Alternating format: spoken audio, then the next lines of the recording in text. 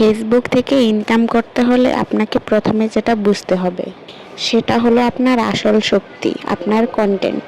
Follower, like, share এসব পরে আসবে, কিন্তু যদি কন্টেন্ট ভালো না হয় তাহলে কিছুই টিকবে না। প্রথমে আপনাকে আপনার কন্টেন্টের উপর পুরোটাই ফোকাস করতে হবে।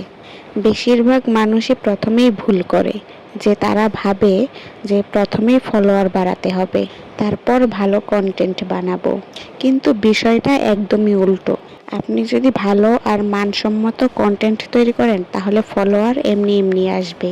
কন্টেন্ট মানে শুধু ভিডিও বানানো না, কন্টেন্ট মানে হলো আপনি দর্শককে কি দিচ্ছেন।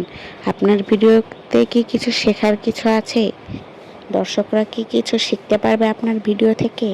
নাকি তাদেরকে আনন্দ দিচ্ছেন, অথবা নাকি তাদেরকে কোনো সমস্যার সমাধান দিচ্ছেন?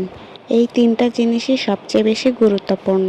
মানুষ সেই কন্টেন্টই সবচেয়ে বেশি দেখে যেটা তাদের কাজে লাগে বা মনে দাগ কাটে।